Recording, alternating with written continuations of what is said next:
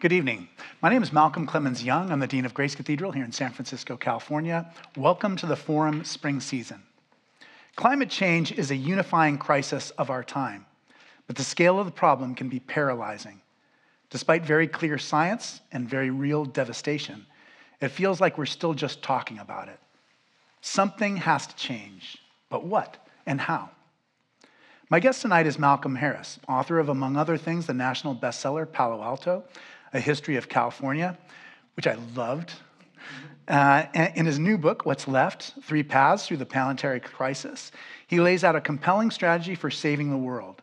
Just as humans have caused climate change, we hold the power to stop and perhaps reverse it. But that will only happen through collective political action. How can we ensure that we can move forward together rather than endlessly discussing potential solutions? Tonight, we're going to be talking about where we stand and how we got here and the path toward a brighter future. Malcolm, thank you so much for joining us. Thank you so much for having me, Malcolm. We're so glad to have you back in California. What do you miss the most about being in California? Oh, the weather. Oh, I can imagine. I mean, the people. Yeah. That's right, the all weather. our friends. Oh, that's great. You know, it was Easter Sunday on Sunday, and so I told 3,000 people about your book. Yes. And I told them, and I described it in this way. I said, you know, here we have these fossil fuels that are still in the ground, and we know that if we burned them all, that it would really lead to the destruction of our climate.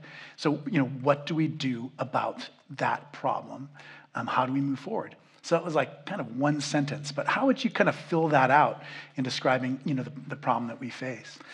Yeah, I mean, the concept for this book really emerged from a conversation I had with a Shell oil analyst when I was asking him about what happens to a well once Shell decides to decarbonize it, because Shell feels compelled to decarbonize some of its assets, as many oil companies do.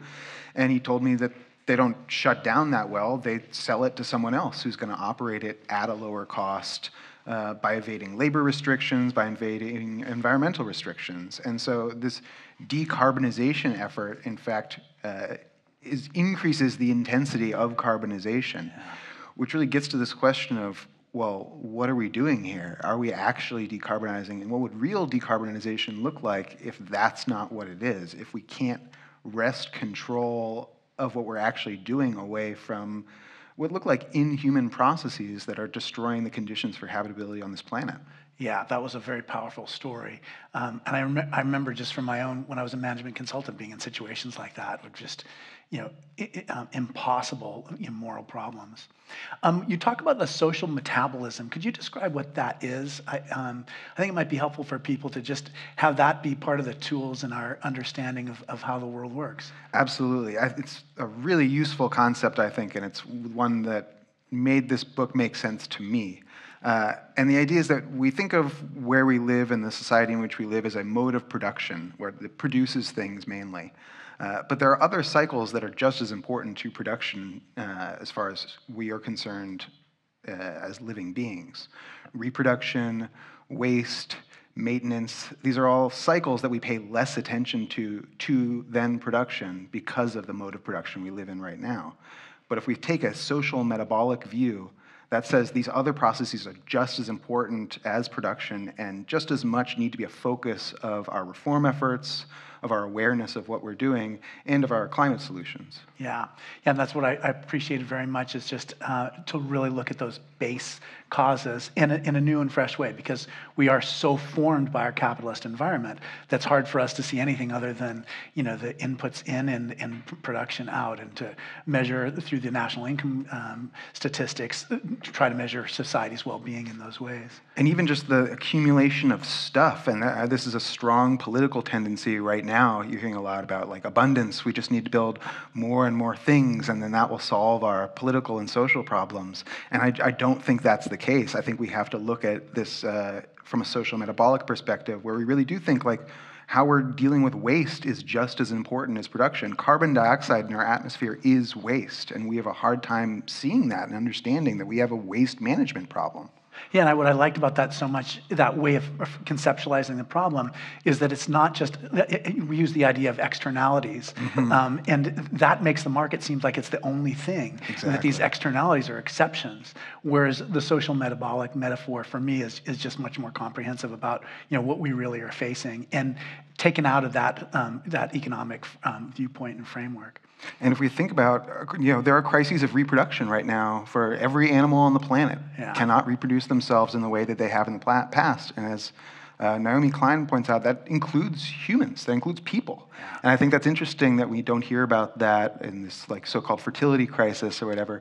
We don't talk about environmental toxins. We don't talk about that we're in a environmental crisis moment as interrupting our reproductive cycles, just like it's interrupting the reproductive cycles of every animal on the planet. Yeah, and if you think of just the masses of mass migration that's caused by climate change, it's pretty hard to imagine how you'd start planning a family when you're just trying to get over the border wall. Absolutely. So you described 3 paths forward, and I love them. The first was market craft, the second is state power, and the third is communism. About 4 weeks ago, we had Tom Steyer, who was on the forum with us, talking about his new book. And so he was talking about electrovoltaic cells, solar power, wind power, EV vehicles. And he was just saying that the prices of those different things is coming down so substantially that we're just going to naturally adopt those new technologies. But he didn't really help us to...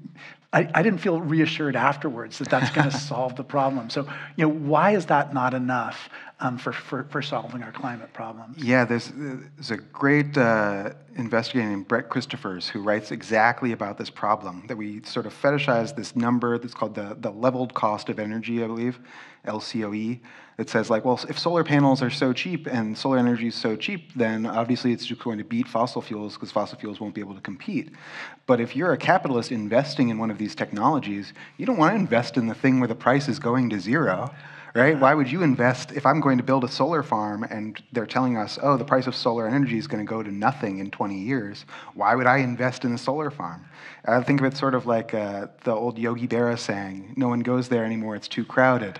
And it's the same thing for investors. They think oh, I'm not going to invest in there, it's way too crowded. They're looking for barriers they can use. And so if the question were just cost of the kind of energy we were looking at, if we could rely on sort of market solutions for that, we'd be home free by now. Like the price of solar energy has been dropping very, very fast for a long time. And if that were what it took, we would be there. Yeah. Market craft is one of the things that you talk about. How did you decide to talk about capitalism, in that way? And then, what is market craft for us? I think all of us have a sense of the Inflation Reduction Act and kind of what Biden was trying to do in terms of subsidizing, fields and parts of the economy that are going to contribute to climate well-being. What is market craft, and why did you decide to describe it in that way? Yeah, it's the term is coined by this political scientist. I think he's at Berkeley, so he's in the neighborhood, named Stephen Vogel. And he uses it to describe a philosophical orientation in which creating the conditions in which market players operate is just as important a role for the government as is statecraft, as is foreign relations. And so with that conception, he's rejecting the idea that the market pre-exists us, or that the market is, the natural state of human beings, human's nature. Exactly, like who we are. But it's also not some ancient god we have to appease with everything that we're doing, that we have to sacrifice to or something else. Market craft says that markets are a tool that societies of people use to accomplish the things that we want to accomplish. And we can use the various tools within the market craft toolbook in order to, for example, decarbonize the economy if that's what we want. So that can include things like subsidies for green energy. But it can also include something like a ban on Bitcoin mining, for example, right? That's a market craft. You can also say, this is not a good use of our resources. This isn't not a good use of our scarce energy. This is not a good use of our scarce carbon budget at this moment. We're not going to allow that. And that's a kind of market craft as well, as is something like setting up the electronic protocols that charging stations are going to use so that you can always find the nearest, cheapest charging station. All the plugs match. And which all I the love plugs that. match. That was one of my favorite parts of the book. Yeah, and interesting in terms of emissions rules, regulations. And we do see almost like warring market crafts of like regional economies like California and the national economy too.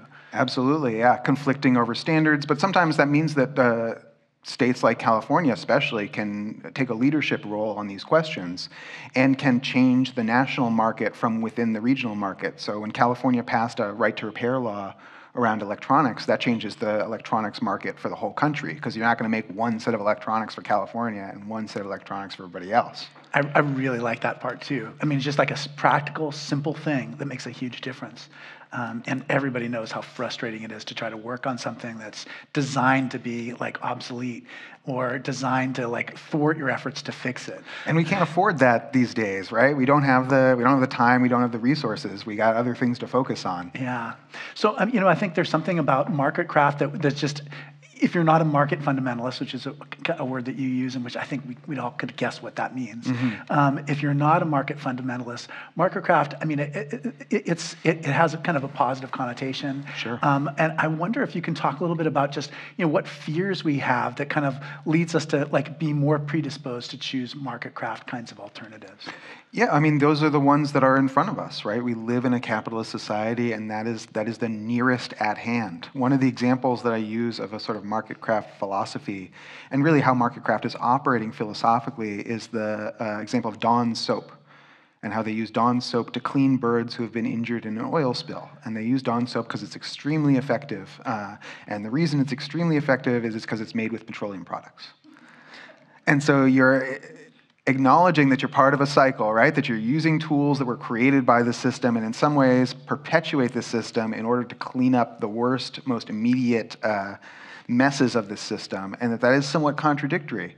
But there's this great story where the owner of the company, Seventh Generation, the sort of organic or natural soap company, sent a truckload of soap down to try and help the birds, and the rescue workers said, "Sorry, we can't use it."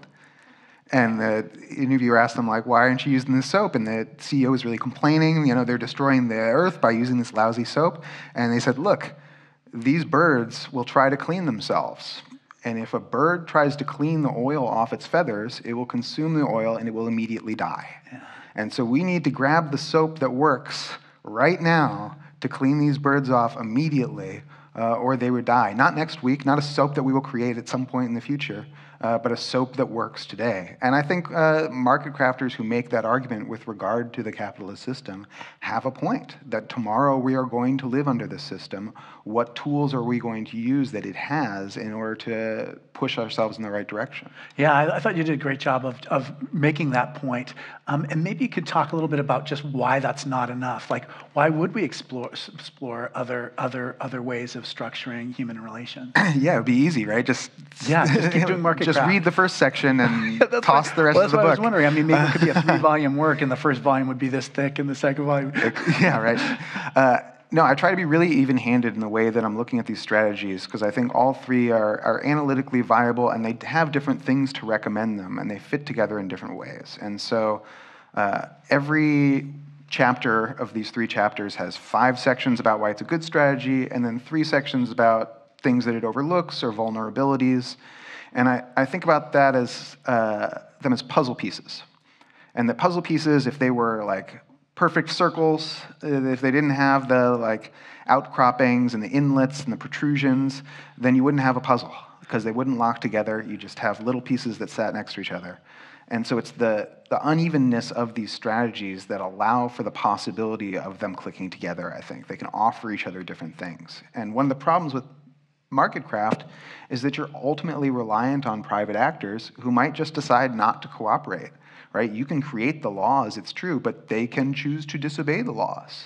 And then they can choose to buy politicians who might help them disobey the laws or change the laws. And so there are ways that private actors can themselves, as market fundamentalists, reject even the concept of market craft and say, like, no, you must obey us, or we'll leave the country, we'll take our money and go. or well, we just won't invest. We won't invest in the green things that you want, and then your economy will stop. People won't have jobs, and then they'll get rid of you and put us back in power. And so there are still tools that these private agents have in a market craft situation, if they're not checked, to undermine our attempt to control the situation. Yeah, and that was one of the interesting things. There are implicit criticisms of market craft in the later chapters. You just can't get away from it. But there is a way in which money goes to cheap labor. It goes to environmentally destructive processes, and that is in the inherent nature of capital. Yeah, it chases it. It chases it around the world. The idea that over time economies become less environmentally destructive assumes that things only go in one direction, but investors know that things can go the other direction, like with the example of Shell oil well, right? Like that is an instance of an oil well becoming less environmentally advantageous over time. It can go backwards, if backwards is where you can find the best profit or the best return. The public power section was the second section, and I want you to talk a little bit about it. In some ways, the market craft and the communism section were so vivid in their descriptions, in their accounts, and I had a clearer picture of what those two paths would be like. Talk a little bit about what public power is, and how do we know how do we decide what the public power is? How do we exercise that? It was that was a part that I just wondered about as I was reading the book. Absolutely. So public power says instead of being reliant on market actors to accomplish what we want, society can do so directly under our own auspices via the state. If we want to build a big dam and capitalists say, I don't really feel like investing in that big dam, no matter how many incentives you give us. And that isn't a theoretical thing, right? In the public power strategy chapter, I talk a lot about pump storage hydropower, which is how we store, both in this country and around the world, almost all grid scale energy. Yeah, so it's like a battery for electricity for us. Exactly, but it's made out of two linked reservoirs of water. Like batteries actually store almost no energy, both in this country and the world. Even though capitalists try and tell us a lot about battery technology and how battery technology is improving and we're going to store all this energy in batteries, the reality is we store almost all energy, both in this country and around the world, in these big pools of water that are elevated and lower, which is crazy that you talk even to like climate experts about this and they have no idea. And it's because so much of our discourse is controlled by commercial actors who are more interested in selling us on some particular idea than actually looking at what we need and how it works. And around the world, people are still building all of these facilities constantly. China's building new ones every year. The United States has not built a pump storage hydropower facility in decades. We have not built one this century. And that's because private actors haven't found very good ways to make that pencil out. Making a giant battery out of a mountain with two huge pools of water connected to rivers and stuff is really hard. Yeah. It takes a lot of land. It takes a lot of negotiating. It takes a lot of labor, and these are things that companies would rather not invest in compared to a new battery technology that may or may not work in 5 years, but you might be able to convince someone to invest a lot of money in it because it could potentially scale or whatever. And so public power says, look, the state is going to hire people to build this thing, and we're going to hire people to maintain it, and we're going to do a good job, and we're not going to do it because it's profitable, but we're going to do it because society needs it, because society decides that that's what we want to do. And the best example of this in the United States, because public power is obviously like a pun, right? It's the power of the public to decide what happens, as well as public power, like public utilities, literal electricity owned by and operated by the public. And so the best example that people have probably heard of is the Tennessee Valley Authority, which under the New Deal FDR looked at the South, which was underdeveloped, not just within this country, but as a region in the world, underdeveloped, didn't have electricity, and said, look, if capitalists don't think this is worth investing in, then we'll just do it ourselves. And they created a government agency called the Tennessee Valley Authority that still operates, and they built a ton of structures, and they hired a ton of people, and they continue to operate it into the present day. Unfortunately, Donald Trump has eviscerated this agency. He's removed board members such that they can't get a quorum, and is actively trying to sabotage not just that public power agency, but also the Bonneville Public Power Agency, which is closer out here. But that's the idea for the strategy, is that we can accomplish the things we want, and the workers who will actually be operating these electricity facilities are the ones who both get to decide democratically how we're going to build things, how we're going to use our resources, as well as the conditions under which they're going to operate them, since they're the public themselves. Yeah, we've had a hard time, I think, just doing large projects like that. I just think of like the New York Times articles about high-speed rail in California from like 2 months ago. I just think the pendulum swings in terms of just your ability to like do massive projects over time. And they talk about regulation being the threat for high-speed rail, but ultimately, and they say it's too expensive. Well, it's so expensive not because there's not enough steel or not enough workers in the state of California, which is very large labor market. It's that they're private companies that they're relying on as contractors to provide these skills, to provide the materials, to provide the expertise, are holding out. There's not a lot of investment in the private sector that the public can rely on, because we haven't sort of gripped that public power and say, well, we're going to create a new high-speed train agency, and it's going to own and operate and maintain it from the ground up vertically. And if we run into a problem, then we'll stand up some suppliers, right? We'll start our own steel company if we need to. And the idea that we couldn't build high-speed rail in California over the past 15 years is ridiculous. Yeah. It's absurd. Yeah. I didn't know where to put this question in the whole scheme of things, but this is the AI question, the artificial intelligence question. And I don't know if it fits into the public power section to talk about how we make decisions and understand or process large amounts of information.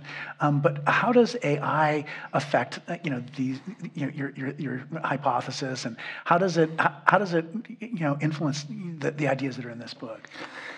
I try not to, right? I know. Certainly didn't. It's changed so much. I mean, I just even think the last 3 months. I mean, I wanted to ask you this while we were just hanging out in the green room, but even just to totally dismantle the government, it just seems like AI is a major tool in dismantling the government. Yeah, absolutely. It's an attack on workers up and down. And when it's interesting, because when we talk about AI, we're not talking about like AlphaFold and the attempt to use like large language models to derive protein structures or something. Like, that's not what we mean.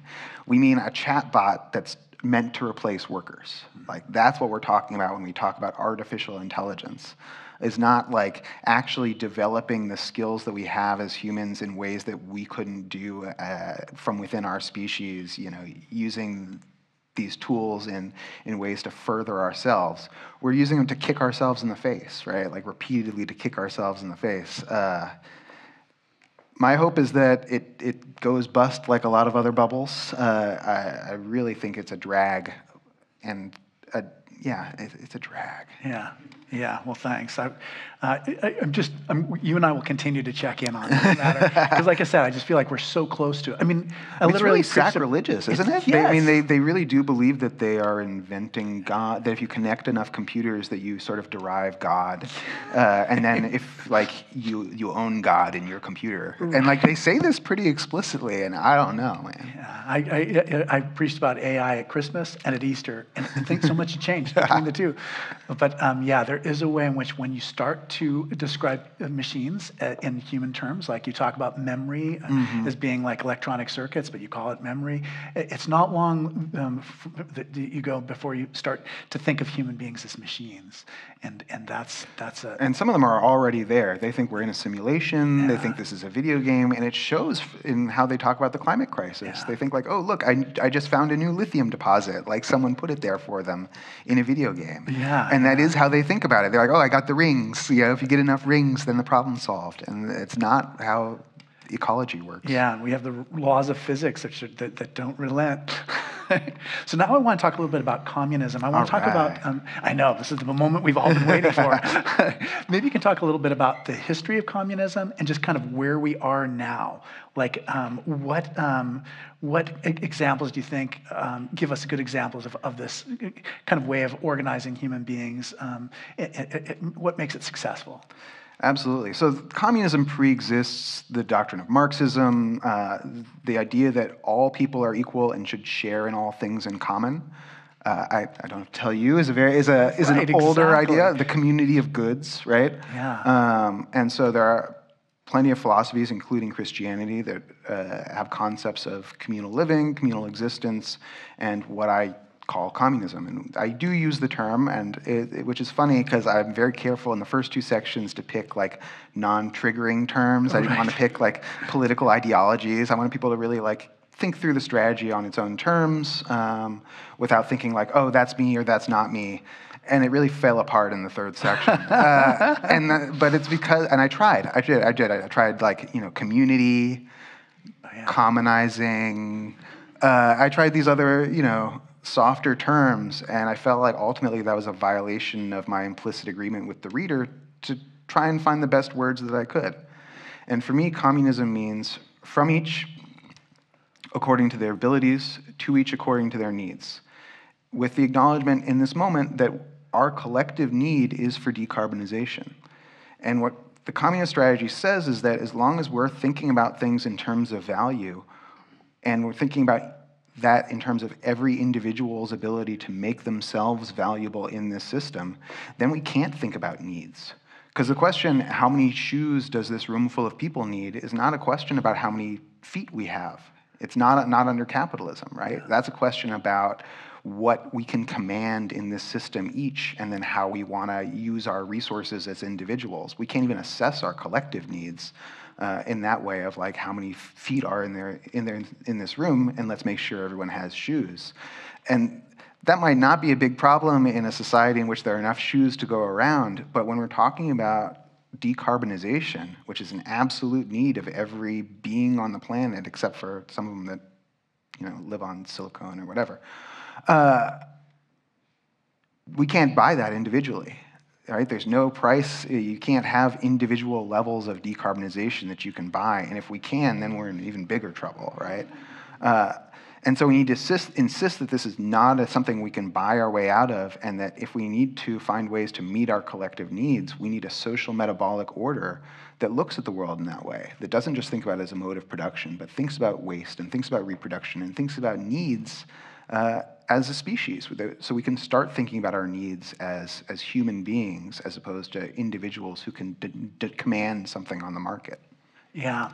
I wonder if you, I love that because that was a good description of what communism is for you in this book.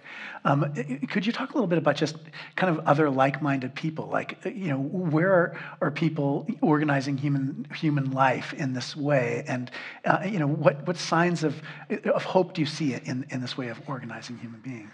Absolutely. So in this section, I spend a lot of time talking about the 500 million indigenous people who currently live all around the world. And I feel like there's, in our discourse, and in some of the criticism of the book even, people assuming that when you talk about indigenous people, you're talking about like the United States and Canada and Australia.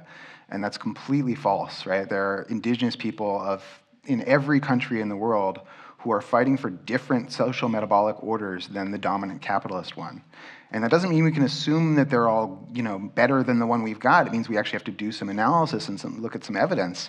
And the analysis and the evidence suggests that there are a lot of people out there who are much better at the things that we need to figure out right now, like biodiversity management, like a low-carbon lifestyle, than we have figured out. And that one of the problems with the public power perspective is that it abstracts to this national level and does this sort of SimCity thinking where you just need this much lithium, this much energy, and you can just play with the levels, and you can put all the solar panels in the desert and destroy that whole ecosystem and not worry about what happens there. But that's not how the world works. That's not how it works politically, because people are going to fight you if you try to destroy their desert, because people know that deserts are just as valid ecosystems as any other one. But it also doesn't work ecologically, because that's not how the world is. It's not a video game. It's not a simulation. It's the overlapping and interlacing of innumerable ecological systems and cycles that no person can understand as a whole, but that some people can understand in its particulars, and we can't afford to forsake that knowledge in its particulars. So that's a lot of what I talk about in this chapter. Yeah, I appreciated that. You mentioned the situation on Kauai with regard to power and water use, and you talked about the fires on Maui. Yeah, Native Hawaiians have a different perspective on things, and may have a lot more in common with Maori in New Zealand or people in Java, but there really is a kind of a global confederacy of the various different indigenous people, and I was grateful that you saw that and raised that up to our consciousness. Maybe you could talk a little bit about just like the history of your own approach to these ideas. Like, when did you first start thinking, hey, I might be a communist? That's a good question. I think I was like a left-wing liberal. As a young person, I was very politically involved. I was like a big West Wing fan. I looked up to people like Paul Wellstone, the senator in Minnesota, who was a left-wing firebrand within the Democratic Party. And those were sort of my idols as a young person.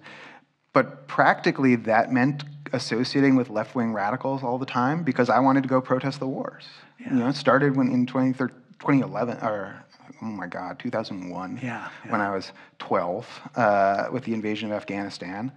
I've been against every war that the United States has engaged in since then, and that put me in community with people with much more radical politics than I had, because those were the people who were leading the anti-war movement.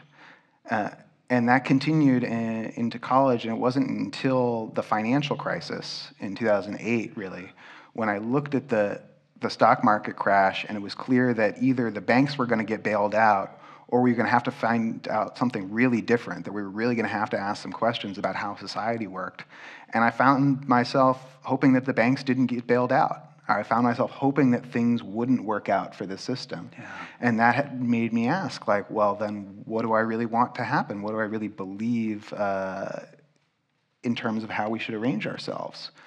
And so that led me to think more politically about different histories, different tendencies, and it wasn't until years later that I said, this communist tradition of from each according to their abilities to each according to their needs is what I really identify with.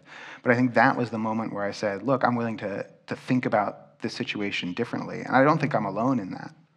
Yeah, the Book of Acts has, the first commune. That's exactly it's not exactly that language, but that's where the language. No, the community of goods around Christ is pretty explicit. Yeah, and upstairs, I wanted to show it to you, but we didn't have a chance. But we have this little sign of this lone figure in the stained glass windows holding a sign that says "Christian Socialists," and that's a tradition as well. Yeah, definitely. Having a child, having a baby, has that changed? How does that change kind of your perspective on political things or human nature?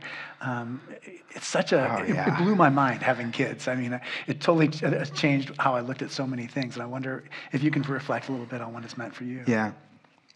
For me, the biggest challenge to my set of beliefs is I really thought kids were born sort of blank slate types. Yeah, right. I really thought that like personality is something you build over time through your experiences, and I was flabbergasted at the degree to which my son was born with a personality and a consistent personality that he continues to demonstrate day by day, and that threw me for a loop a little bit. It was really exciting, but politically I'm hesitant to claim the authority that comes with being a father. Yeah, I can understand that, because I'm not sure being a father necessarily gives you a lot of political insight, right? Donald Trump's a father.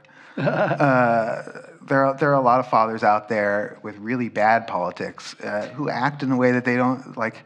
It's as if they don't love their children, and I'm sure some of them don't. But I don't think that's necessarily why they act that way. I'm not sure fathers versus caregivers or even parents have any particular political insights, and I get scary when people try to deploy the authority of their parenthood like that. Yeah, but by the same token, I think of just exactly what you described as being something you've learned as a parent. And one of the comments you make, I don't know, it's a kind of a peripheral comment to the argument of the book, but that is that there's certain personality types that are going to gravitate to market craft. It's like William James's argument about philosophies, that there's certain people who are kind of more likely to be idealistic philosophers, and other people are more likely to be pragmatists. And so I liked that part of it. That is an important insight too. Yeah, that's a good point. I talk a little bit about different temperaments and how we find within these strategies patterns of different temperament.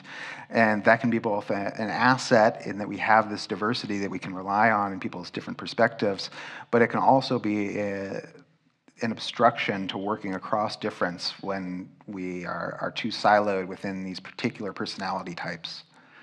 So one of the aspects that, I love the way you just described that. You're like a little bit, as the book goes on, you're kind of getting more loose about like how you talk about things.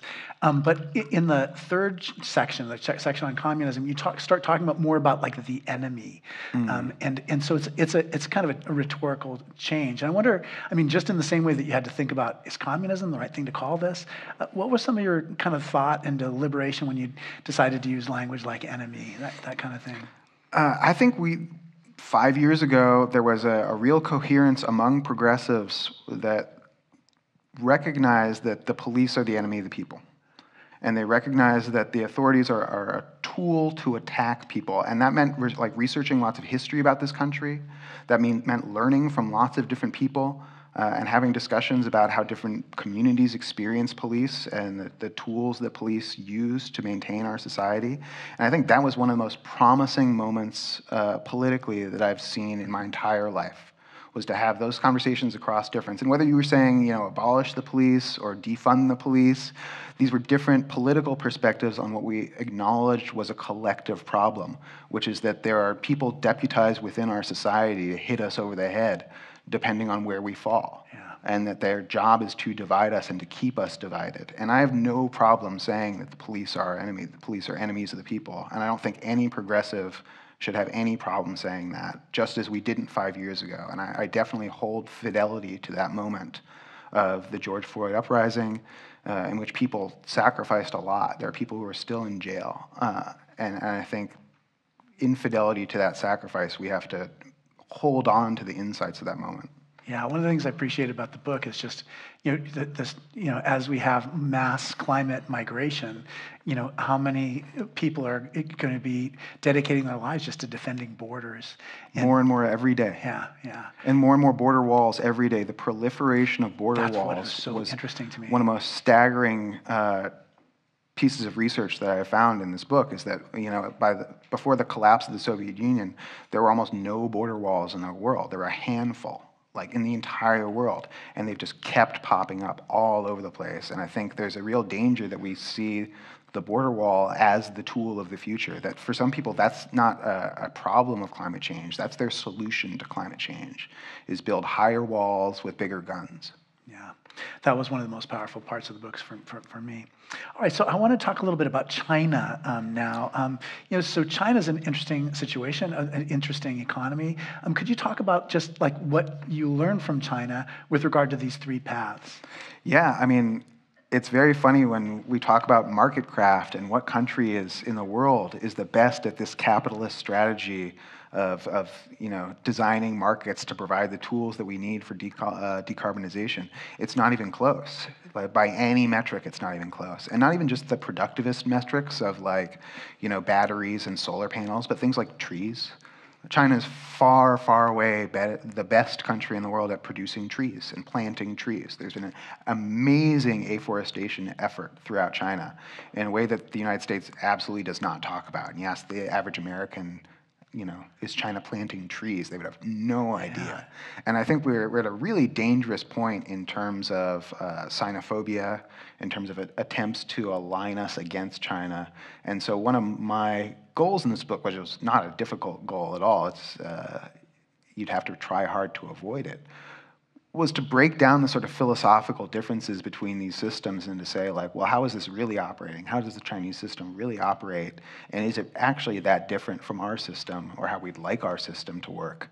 And how much of this is trying to frighten people and divide people? And it's worrisome that I don't hear enough voices in the United States, in American politics, saying, I'm not afraid of Chinese people, right? I'm not afraid of a billion people in China. They have the same interests that we do, and we have to figure out this planetary problem collectively. Instead, we hear saber rattling, plans for more bomb factories, and that's from both sides of the political aisle. Yeah, and I feel like that's so pronounced here. I mean, just down the hill from is Chinatown here in San Francisco, and during the pandemic, there was just that anti-Chinese sentiment, which was just all around us, and inflamed by our leaders too. And normalized within Silicon Valley, increasingly so, despite the crucial role that people of Chinese background and people from China have played in developing the industry over time. Just using xenophobia as a business model, even you hear that from companies like Palantir, that they're trying to start a world war, that their profit model into the future is a world war with China. And we have to recognize that and refuse it. Yeah. So, I have no idea if you have any insight in this, but you can help all of us if you can help us to understand what happened in the 2024 elections. Like, how do you make sense of that? All of us had that question, right? I can see from our audience here. People can get confused. I mean, one of the nice things I say about not being a liberal is that I don't have to derive some existential truth from the behavior of tens of thousands of people in Pennsylvania. Because I live in Pennsylvania, and I really You're don't. one of them. Not one of those. But I don't think we derive some existential truth about people or the current political situation or even Americans from the voting behavior of a fraction of the 40% of people who show up to vote of enfranchised adults or whatever. It's not, elections don't produce truth for me in that way. So I don't have to throw my arms up and say, well, I guess Donald Trump won, so I guess we got to start deporting people because that's what most people want. I think that's a violation of integrity and even the concept of integrity.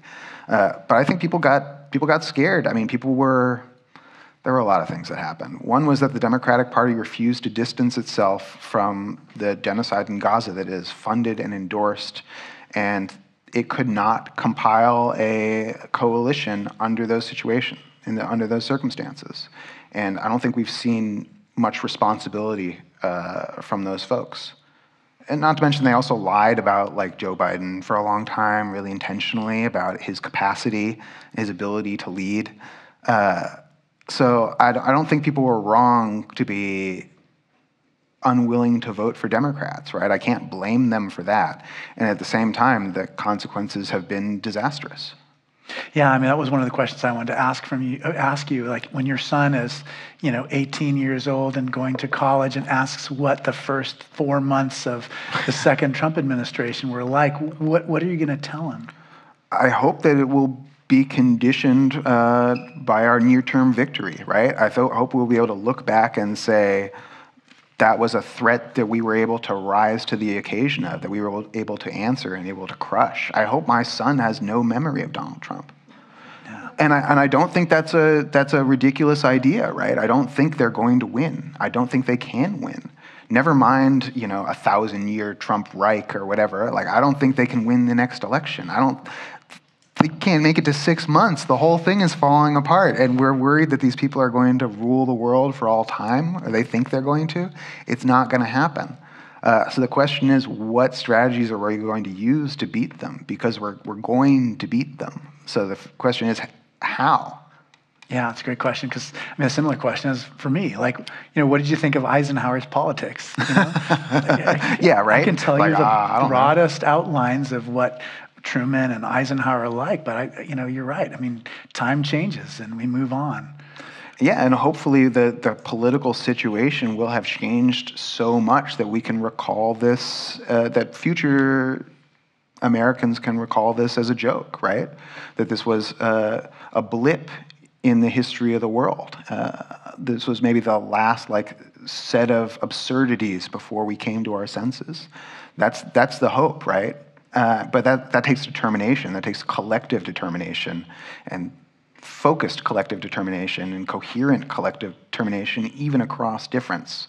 And that's what I'm hoping to do with the book.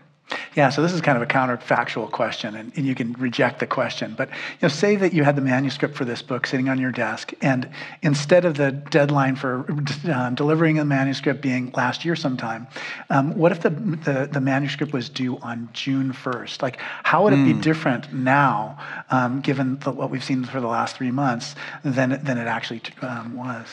I hope it wouldn't be that different, to be honest, because I hope it's not a reactive book, and I didn't write it as a reactive book. I wrote it as about longer cycles than the American electoral cycles. And yet still I talk about anti-fascism as a cohering point of unity among all three of these strategies. And that's another one where I think we saw what that looked like recently in the first Trump administration, where we had people chasing the alt-right, chasing Nazis out of the public sphere. And that wasn't, tens or dozens of people, as it had been in the past, of hardcore left-wing anti-fascists, anarchists, who had been keeping these people in check before. That was thousands of liberals coming out into the streets of American cities and chasing these people away, right? In Boston in particular, thousands of people flood the streets and says Nazis won't march in our downtown, and if they try, they're not gonna like what they find.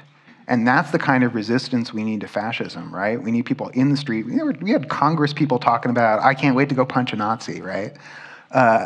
And I think we need fidelity to that moment as well, and not say like, oh, well, Donald Trump won the election. I guess it's okay to be a Nazi now.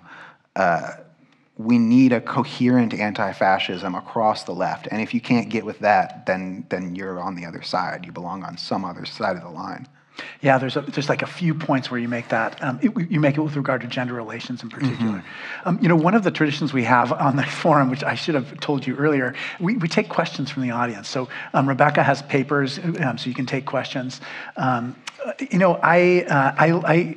can't tell you. I underlined all the different books that you cited. Oh man, that's way too much. Yeah, but I wonder like where you get your news from, and what advice do you have for us as we're trying to figure out what's real, what's true. We've seen so much change in the media landscape, and I wonder if you can kind of let us know how you evaluate what's true and what you take in. Yeah, I subscribe to like a dozen magazines. I can't read them all, but I do try. And there's something really nice about subscribing to a print magazine, and you can like tear out some pages and fold them up and put them in your pocket, like read them as you go on about your day. And there are a lot of still solid journalistic publications out there, fewer than there were a few years ago, or 2 years ago. But still some. So I encourage people to subscribe to like legitimate news sources. Please don't get your news from TikTok. They're like, yeah, indeed. Get people with editors, get people with fact checkers. There are people out there doing earnest work, and I don't really consider myself a journalist these days, but I have a lot of respect for the conventions of American journalism when they're followed. And you can develop a diet of readership as a reader of people you can trust. They are out there. You don't have to throw up your arms and say, like, I give up.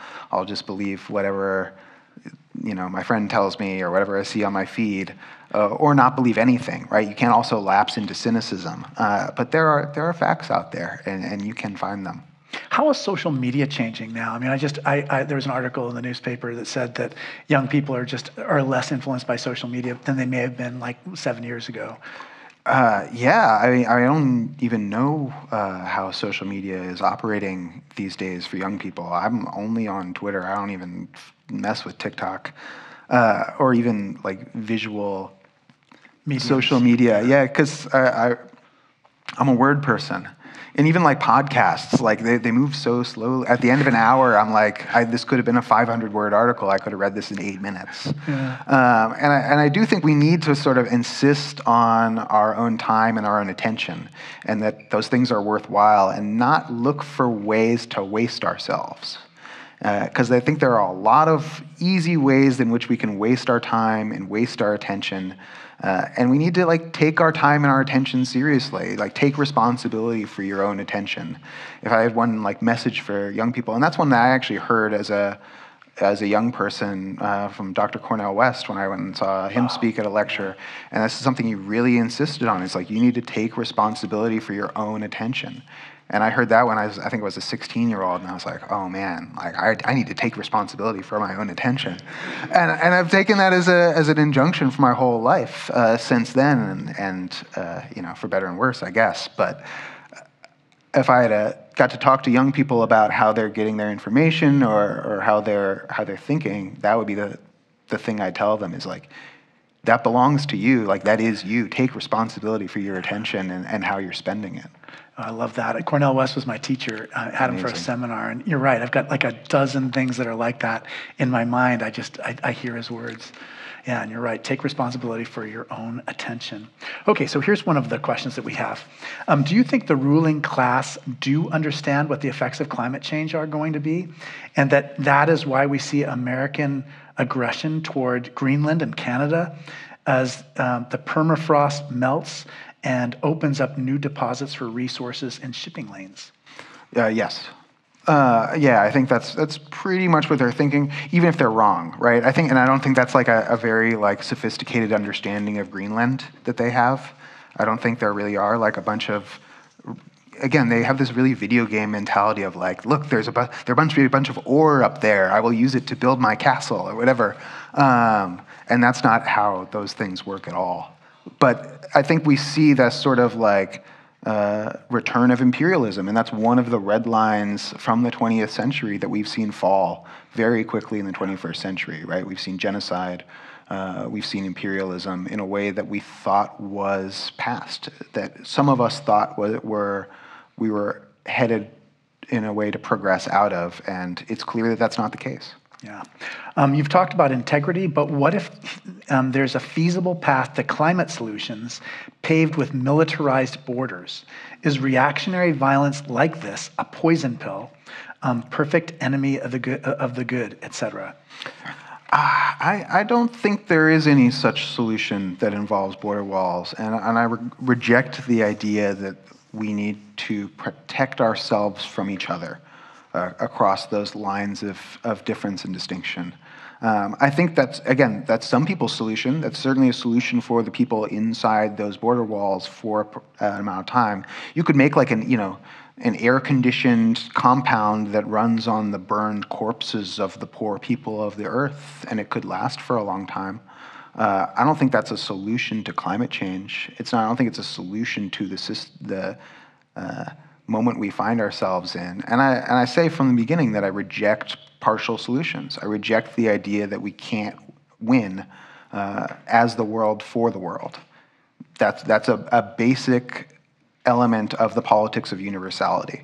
And not for nothing, one that I think all Christians should share, right? Yeah. In those politics of universality is something that we need in this moment, and we need to insist on in this moment, at a point when both Republicans and Democrats are fleeing from that idea, to say that, like, maybe we don't need to worry about people who get deported if they're not American citizens. We need to focus on the tariffs. I think that was what the governor of this great state said recently, and that's a betrayal, right? That's a betrayal not just of human dignity, but also a betrayal of like liberalism. This is the basic idea that all people are equal, right? And I don't think that's how progressives can win. I don't think progressives are ever going to beat fascists by saying, yeah, we'll build a different wall than the way the fascists are building. I think progressives win by insisting on the universal equality of all people in the face of border walls, right? In the face of border guards, and saying, like, we reject these partial solutions of nationalism. One of the things we didn't mention, but we've talked so much about your book that we need to say, is that, I hope this doesn't spoil it for everybody. Oh, no.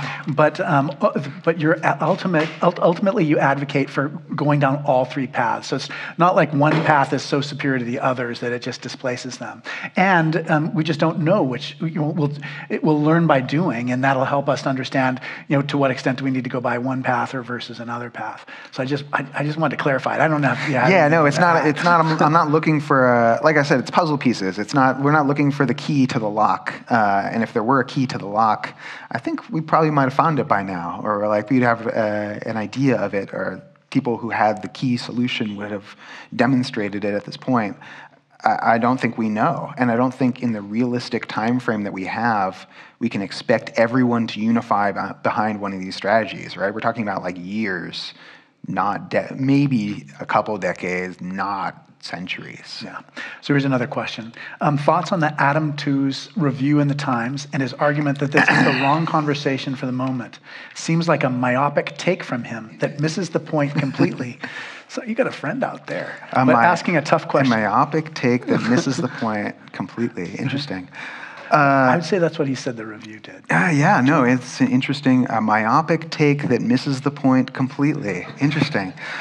Do you want me to read it one more time? So is that a myopic? You can even hold it while you talk. I think it's a very emotional time, and a lot of people are trying to figure out where they stand in this moment, and trying to calculate their position in relation to different actors. And that's why I like being a radical communist, is because we don't have to try and shift our position based on, again, what 10,000 people in Pennsylvania might have said. We don't have to go back to the drawing boards or have a deep spiritual crisis about our politics. I think the review was a myopic take that misses the point completely. Great. Isn't it great? You get a little question and the person provides the answer for you right on the same time. I don't have to say it. They said it. Yeah, Whoever in the exactly. audience, thanks, Dad. Yeah, right.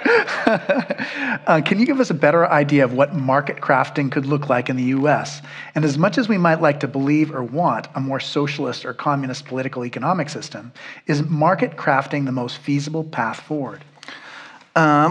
Well, it's definitely the most at hand. I think feasibility also has to look at the problem itself, right? So marketcraft isn't a feasible solution unless it can actually solve the problem. And my contentions in the book is that there is no single strategy that in isolation can solve these problems. That I just don't believe that's the case. And without, even just a recourse to public power, or without the ground-up resistance and knowledge that comes from communally organized people, marketcraft is going to fail. You're going to make mistakes, and it's not going to succeed even on its own terms. So the point of looking at these different strategies wasn't to try and find one that was, or to weigh against the radical against the more near term. It's not like a stages concept from 1, 2, 3 or something like that. It's that there are people doing important work under each one of these strategies right now. And they're going to continue doing that work in the important, relevant period that we're talking about.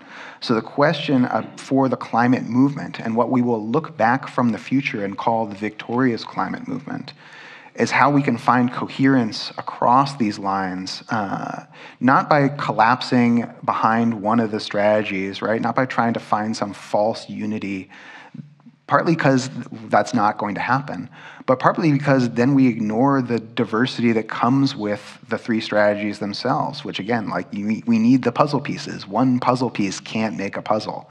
Which doesn't mean that people who believe that marketcraft is the strategy, who are partisans of that strategy, shouldn't pursue that strategy, right? They don't have to find some false unity with people they disagree with, fundamentally.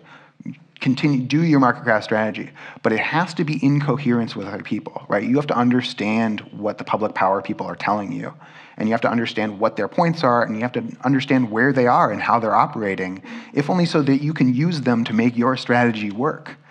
So that's the kind of coherence that I'm talking about. It's not a false unity behind one of the strategies, but really an awareness of where other people are. And if you look at moments historically of real significant progressive change, that's always how the social forces array themselves. It's always people who have real fundamental disagreements, even very analogous to this fundamental set of disagreements through the French Revolution, through the American Civil War. You have people who disagree, not finding false unity, but finding ways to find coherence across difference. So here's the next question from the audience. I looked through your book and didn't see any references to degrowth. What do you think of the importance of degrowth? I agree with a lot of Jason Hickel's analysis. I agree with a lot of Jason Hickel's analysis too, and I think someone who's read his work is going to find a lot of stuff that they agree with, particularly in the communism section, but not just in the communism section, also in the public power section, maybe less in the marketcraft section, but it's there. The word degrowth does not appear in the book. That's true. But de-development does occur. De-development does, totally but it's different a very thing. different thing, Yeah. which is the intentional destruction of society that we're seeing most dramatically in Gaza right now, which is where capital decides that it's easier to destroy and more profitable or a better investment to destroy a place in the world than it is to build industry there. And we're seeing this as a real death-seeking strategy by capital around the world right now, and I think that's partly how we should understand the genocide in Gaza. But I think degrowthers, people who identify with the degrowth ideology, will find a whole lot to like in the communist strategy. But I think focusing on this question of growth can be a bit of a distraction. And I think there are plenty of people who are looking through to find the word degrowth so that they could complain about it. And those people also can't find degrowth in the book, including Adam Tooze, who had to sort of pretend that he could find it in there because it's not in there. And it's not in there, like, not because I'm trying to be tricky, really, but because I think we can approach this from a different angle. And I think communism, for me, is a more useful and accurate term, if not necessarily a less controversial one than degrowth. Can you, I can't believe how fast this all happened. I mean, we're basically done now. But could you tell us what signs of hope you see as you kind of look out at the landscape these days? It's pretty narrow, right? It is. It's a dark time. I tell people that I hope that one of the gifts I have for people on the left is that I don't have a depressive personality type.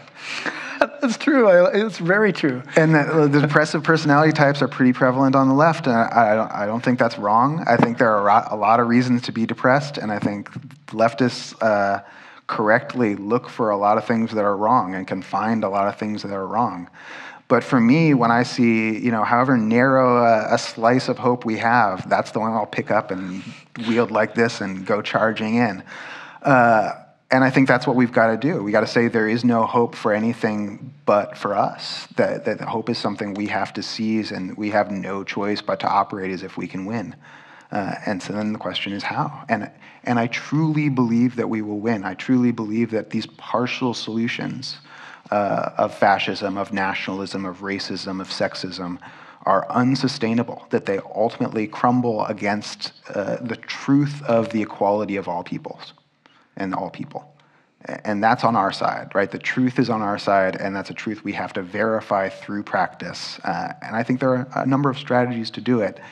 And I really think we're going to make it happen. Yeah, I've got to say, part of what we love about you is your hopefulness and your energy and your thoughtfulness. I just haven't read very many books like yours in a long time, and I don't recommend every book that we read for the forum, but I'm very grateful for yours. It was hard work, but it was such a blessing for me to be able to enter your world and see the world from your perspective for a bit. Well, thank you for chatting with me about it, Malcolm. I really appreciate it. Yeah. Please join us next Wednesday when my guest will be Crystal Williams, president of Rhode Island School of Design. We'll be talking about the power of art in a changing world. I encourage you to buy Malcolm's book. His book too. Yeah. My book is not available yet back there. We're focusing on you. So we've got stacks of his book in the back. We rely on your support for the forum. Gifts of any size make a difference. There are many ways to give. And thanks again, Malcolm Harris, for joining us tonight. And thank you all for being here.